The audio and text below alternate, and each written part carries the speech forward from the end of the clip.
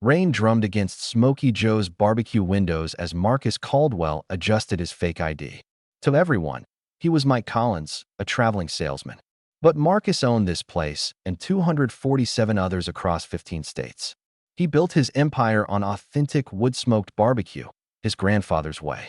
Sales had dropped 12% in 6 months. Something was wrong. "Welcome to Smoky Joe's," chirped Casey, a young waitress. "First time here. Heard you folks make a mean brisket," Marcus replied. The smell hit him. Smoke, but wrong. Sharper, chemical. When his brisket arrived in 15 minutes, he watched the cook spray the meat with brown liquid from a bottle. The taste was artificial, like a campfire recreated in a chemistry lab. "Oh, that smoky taste," Casey said cheerfully. "Comes from a spray bottle now. Way more efficient. Same flavor half the time. Who has time for 12 hours anymore?" Marcus felt the world tilt. 30 years building a brand on authenticity. Reduced to sprayed chemicals, he visited 2 more locations. Same story everywhere.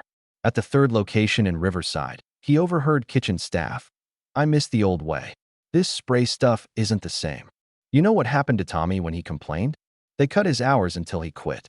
His employees knew they were deceiving customers, but were afraid to speak up. That night, a caller named Ray Martinez asked to meet.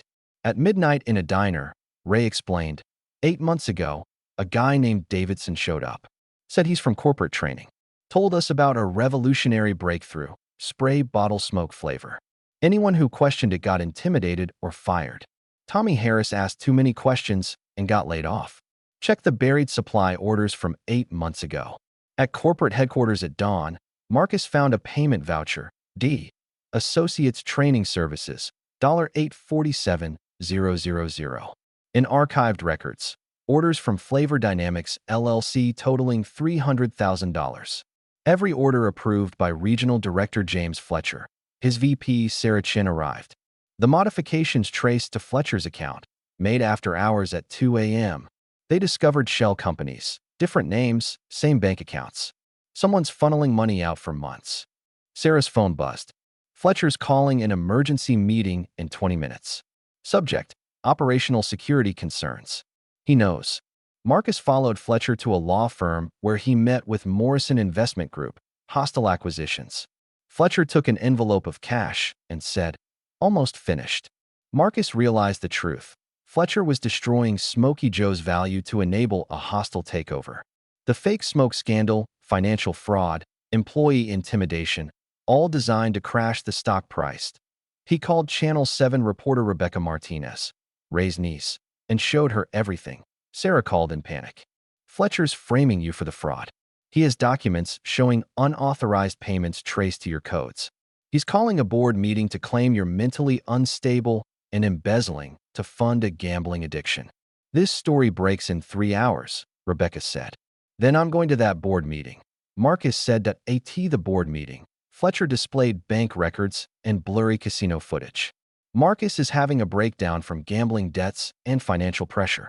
"Show them the deep fake, James," Marcus said calmly. "Bill, check your phone. You'll find a message from Channel 7 about tonight's story exposing Fletcher's corporate sabotage." Chairman Hartley read it, stunned. "James, explain this." "That reporter is part of Marcus's delusional conspiracy," Fletcher said. "Then explain the supply orders," Marcus countered. "Explain why Flavor Dynamics LLC shares the same bank routing as 6 shell companies. Explain your meetings with Morrison Investment Partners." The door opened. Sarah entered with District Supervisor Janet Walsh and Ray Martinez. "Mr. Fletcher offered me early retirement yesterday after I asked questions," Ray said. Marcus checked his watch. "James, 2 minutes before this goes live. Confess to the board or face federal charges on television." Fletcher's phone rang. His face went ashen. Morrison Investment was cutting ties. 2 detectives entered. "James Fletcher, you're under arrest for corporate fraud, embezzlement, and conspiracy to commit securities fraud." As Fletcher was led away in handcuffs, he turned back. "You think this is over? Morrison has other companies, other targets." 3 months later, Marcus watched Ray Martinez teach new employees proper smoking technique. Temperatures got to stay steady at 225. You can't rush good barbecue. Casey, now training coordinator for Authentic Methods, had become the face of Smoky Joe's commitment to transparency. At the board meeting, Marcus announced, stock price back to $71 per share. Customer satisfaction at all-time highs. We've rebuilt trust.